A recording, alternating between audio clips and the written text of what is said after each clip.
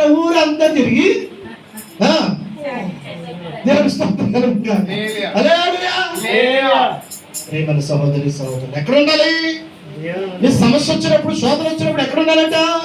దేవుని మందిరానికి వచ్చి, ఏంటి ప్రభువా నాకు ఈ సమస్య, ఏమిటి నాయనా ఈ శోధన, స్తుతించు, కనపరచు, ఆరాధించు. అంతే.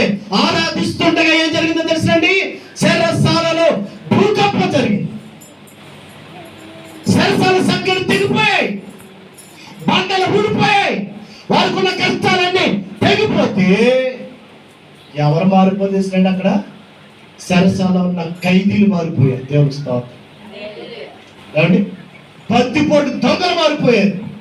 కారణం ఏంటంటే స్తుతి, ఆరాధన. నేను ఏం లేదండి ఇంట్లో మీరు అర్థం చేసుకోండి. అంతే చెబుతున్నాను, అర్థం చేసుకుని ఇంట్లో ఏం లేదంటండి? స్తుతి లేదు, ఆరాధన లేదు, ప్రార్థన లేదు.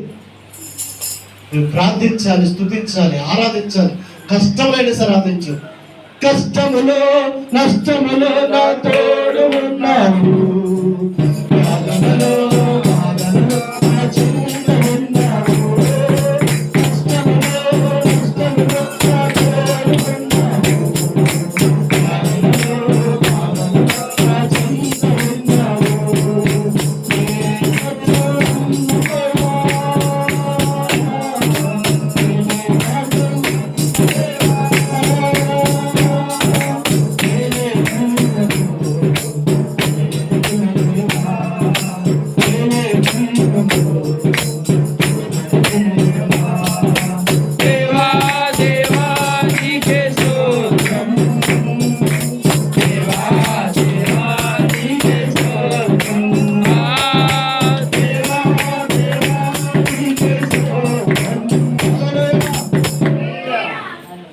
దేవుడు స్తుతిస్తుండగా జరిగే పని ఏంటంటే ఆయన పని ఆయన చేస్తాడు.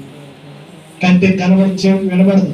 ఎలా ఓడితే బంధకాలు ఎలా పోతాయి, కష్టాలు ఎలా పోతాయి అంటే స్తుతిస్తే పోతాయి.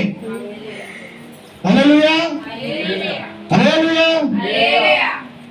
కొంతమంది ఏం చేస్తారంటే ఈ సమస్యలన్నీ పోవాలంటే ఇంటికి వెళ్ళామంటే పాత ఆయన ఎవరో చెప్పారండి, ఇంట్లో దయ్యం ఉందంటే. ఇంకేముందంటండి?